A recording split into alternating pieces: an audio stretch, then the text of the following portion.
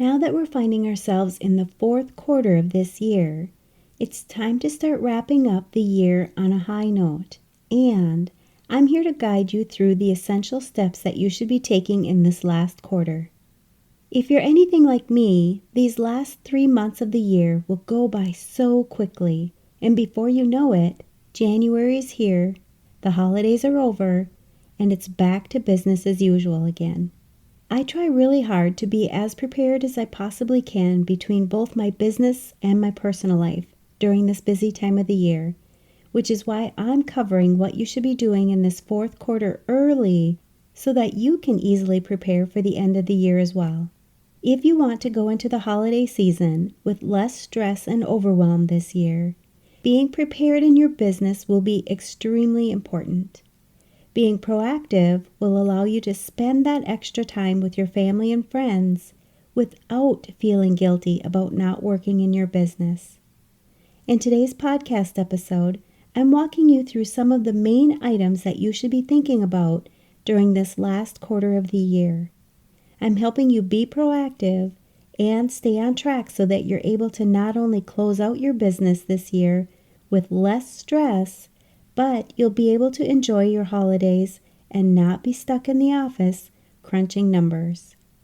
Whether you're starting a business or side hustle, you're a self-employed individual, a solopreneur, entrepreneur, mompreneur, freelancer, business owner, bookkeeper, or virtual assistant. Let's make this the year that you are proactive in this fourth quarter so that you can truly integrate balance between your business and being at home with your family and friends this holiday season.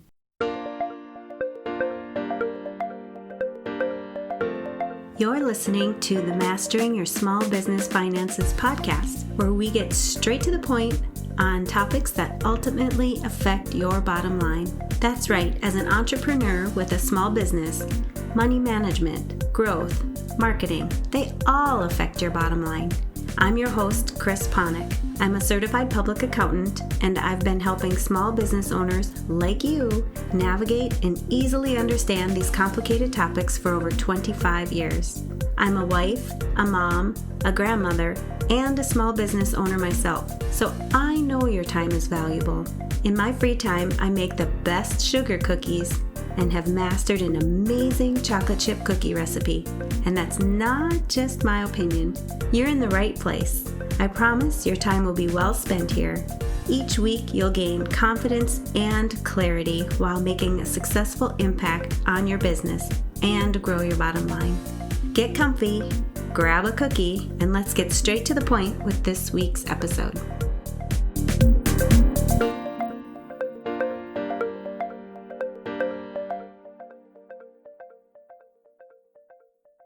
Welcome back, and welcome to the fourth quarter. Fall is here, and even though we've seen some record-breaking high temperatures where I live, it makes it hard to believe it's October already. I often see many business owners take 1 or 2 positions in this last quarter of the year. Some business owners decide in the fourth quarter that their business is just going to be what it is, and however the business ends the year will be just fine. But others look at the fourth quarter much like a race. When you're in a race and you want to win, you give it your all at the end. You push hard and you try your best to reach your goal or cut time depending on the type of race that you're in. This is the kind of business owner I hope that you are. And I'm here to support you and make sure that your fourth quarter goes exactly as you anticipated.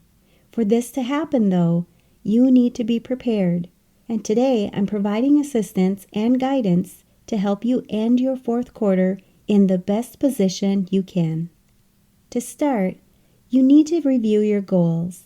I want you to remember the goals that you set way back in January, or maybe you set them even earlier. It's time for you to revisit them and see exactly where you are now compared to where you thought you were going to be. I recommend you do this for both your business and your personal life. As a business owner myself, I know how intertwined your business and your personal life can get, and we need to make sure that we're integrating balance between both. When you look over your goals for your business, were they focused on sales, customers, or profit? Or were they something totally different, like making sure that you set up your business in a way that you could spend more time with your family and friends? No matter what your goals were, take a look at them and see which goals you've met. Give yourself credit for how well you did on any of the goals that you met. And if there's any goals that you set that you're still aiming to reach and you're still working on, be serious about meeting them in this last quarter of the year. Write down the steps that you need to take to reach these goals and be intentional about blocking off the time that you'll need so that you can stay laser focused and achieve your goals within the next few months. If you know that there's going to be an obstacle in the way, point it out and find a way to get through it. I want you to finish the year out strong.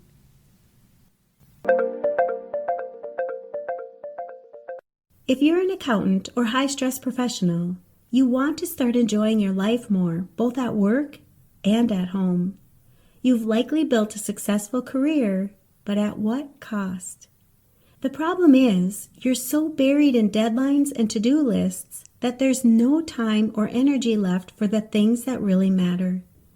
You're great at managing clients, deadlines, and numbers, but your own stress, time, and well-being? Well, they always seem to come last. The constant pressure leads to burnout, guilt, and feeling like no matter how much you do, it's never enough. I see this all the time. As a CPA with over 20 years of experience and a certified coach, I've helped high-achieving professionals, just like you, go from stress and burnout to a more integrated and balanced lifestyle using the reinvention process. This process helps you reduce stress, reclaim your time, and finally build a healthier, happier, and more balanced lifestyle without sacrificing your success. The truth is, stress doesn't go away on its own, and eventually the cost isn't just exhaustion, it's your health, your relationships, and your love for the work you once enjoyed. If you're ready to build a life that you don't need a vacation from, it's easy to get started. First, schedule your complimentary stress audit and clarity session, where in just one session, I'll help you pinpoint what's really draining your time and energy. Create a personalized action plan to help you simplify your life, reclaim your time, and increase your productivity so that you start living with more energy, focus, and freedom. You don't have to keep doing this alone. I can help you customize a plan to stop the overwhelm and start enjoying your life again. Go to financialadventure.com, click on the Work With Me button, and book your free session today. Let this be the moment that you stop just surviving and start living with more control and finally enjoy a more integrated and balanced lifestyle again. In the meantime, check out all the other resources and solutions on my website that you can immediately apply to your life so that you can stop being stressed out and feeling like you're never doing enough, and instead breathe a sigh of relief at the end of the day knowing you've accomplished enough and can enjoy your life more. Next, start creating your budget for your business for the next year and have a strategic plan in place for what you want the future of your business to look like. This means that you'll need to set aside time to have a productive strategy session. Invite individuals who will be able to help you with your strategy. And don't forget to work on your marketing budget as well. Budgeting is one area that many of my clients ask for help with, and I do truly enjoy holding them accountable as well as setting up the processes so that it can be done smoothly. Having all of these pieces in place prior to the start of the new year will help ensure that you are on track for another remarkable year. You can also be proactive and start planning now for any cross-training that you might need to do if you have employees so that you have all of your holiday coverage taken care of. This is something that you should be thinking about even if you're a solopreneur and you're the only one running the show. Think about how you want your business to run over the holidays. Make sure that you have plans in place, and don't forget to block off your personal time for celebrating with your family and friends. Now is also the time to review any business licenses and permits and ensure that they're all up to date, or make sure that you're renewing them if necessary. This will include any renewals with your Secretary of State, as well as making sure that any corporate compliance has been fulfilled if your business is a corporation. And I'm going to talk about your finances. I want you to make this the year that you have your bookkeeping and financials up to date so that you can begin the new year without feeling overwhelmed and behind. So I'm going to ask you, are all of your income and expenses recorded for the year so far? Have you reconciled all of your accounts? If you have inventory, plan for a physical inventory and be prepared to have your year-end inventory numbers. Enter all of your invoices for the remainder of the year. Review your accounts receivable and follow up on any past due amounts. Look into your accounts payable and make sure that you're paying your vendors on time. Verify any employee and contractor information by obtaining updated W-4 and W-9 forms if needed. If you have employees, now is the time to decide if you need to make any changes with your payroll processing procedures so that you're all set and ready to go at the beginning of the year. If you need to track your mileage, make sure that you've been recording this and that you're ready to capture your year-end mileage. If you plan on making any changes to your pricing in your business, you can review your current pricing structure and be ready for any changes for the new year. Most importantly, review your bookkeeping procedures. You want to be able to have reliable information in the new year, and if the processes that you currently have are not satisfying these needs, it might be time to adjust how your bookkeeping and finances are being done. These are all things that my clients and I go over at the end of each year so that they're not only ready to file their tax return on time, but they no longer feel stressed out or dread all of the work that they need to do in the new year to simply have their tax return prepared.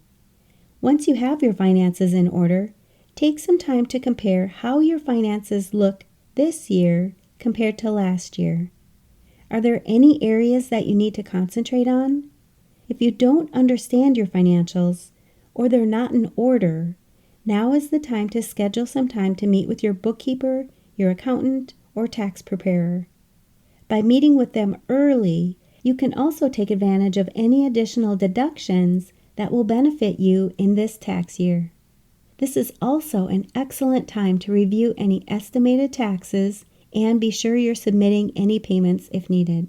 I know this time of the year brings up a lot of questions for business owners, and I know how helpful it can be to have someone guide you along the way to answer your questions and help hold you accountable.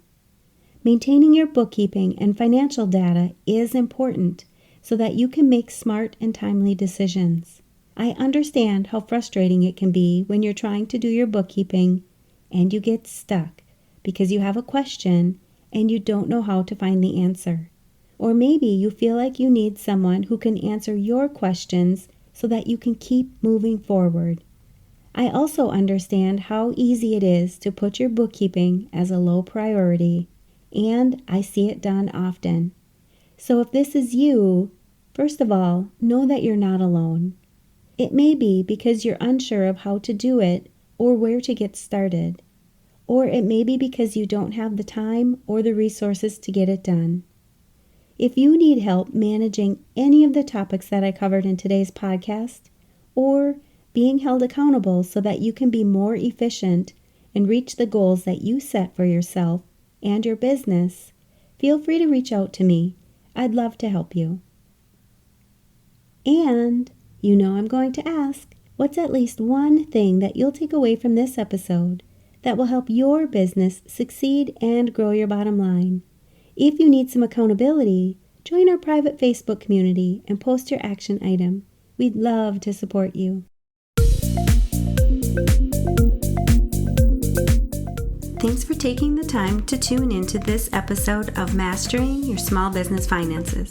If you enjoyed this episode as much as I enjoyed creating it for you, I'd love for you to give it a 5-star rating and subscribe to the show so you never miss an episode. Visit financialadventure.com for the show notes, links from this episode, and while you're there, leave a comment if you have a topic you're interested in learning more about that affects your bottom line. If you're looking for a community where you can ask questions and get feedback about your small business, join my private Facebook group. You can find the links to this group and more on financialadventure.com. And remember, any financial information shared on this podcast is not to be considered professional, financial, or tax advice and should not be solely relied upon. Please consult your CPA or tax advisor for an opinion on your specific circumstances. I'm looking forward to having you tune in next time. Until then, dream big, follow your heart, and love what you do.